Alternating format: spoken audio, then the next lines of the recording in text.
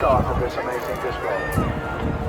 He's been there, done it, upside down, inside out. He's just spent years and years developing the aircraft and his own skill set, which he now does to an absolutely extraordinary level. Developing this whole plane over the course of 4 years.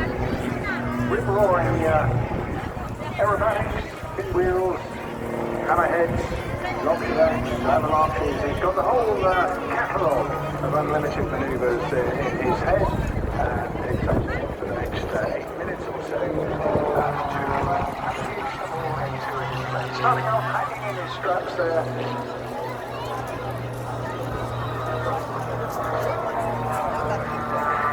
You may remember Richard flying many years ago in his red and white Union Jack G-Whiz aircraft. Now, after many years, his jet spits, sadly without the jet tank he's performing today, but nonetheless that doesn't hold him back one iota.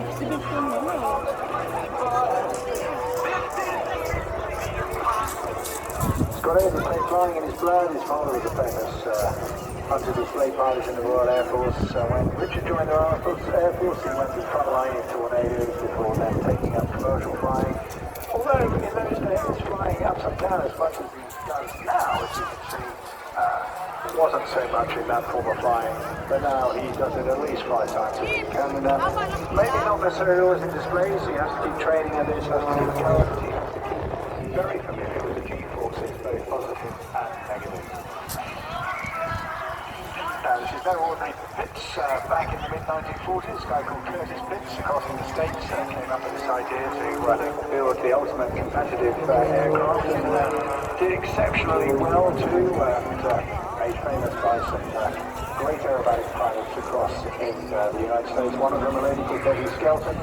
Her airplane so well known in those days that it now hangs upside down in the Smithsonian Museum, just outside Dallas Airport. It's another section of the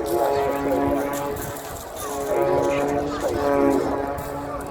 So to tell us all about the differences that this aircraft made to those 40 and 50 years ago when they were even very well known in Britain, I've got Colin Hales, who's the chief engineer for Richard, who spent a lot of time, and I suspect with Hank scratching his head.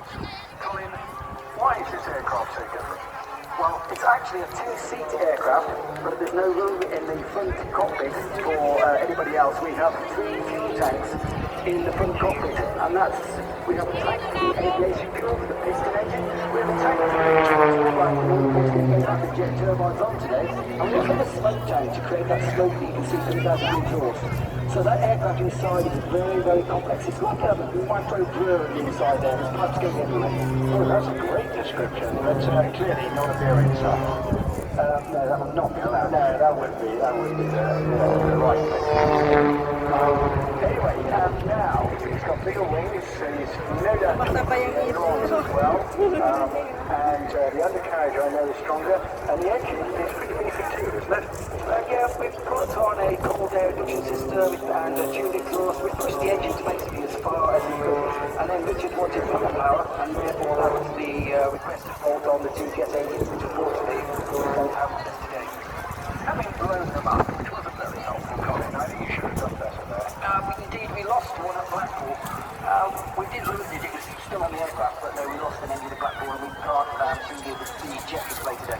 Okay, we'll forgive you for that. But it strikes me, having seen the 2 displays, that actually there's only a really minimal difference, and that's all about the energy and the power to weight ratio, isn't it? It is. The aircraft produces about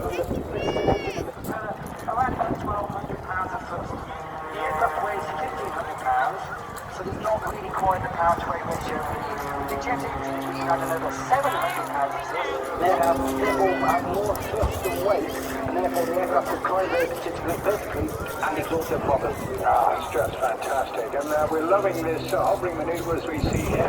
He's got a tiny bit of forward speed just to get the air flowing over the wings, and you can see that demonstrated by the smoke he's just put on there. It doesn't look as though it's moving very far, but it's just enough to stop him from pouring out of the sky.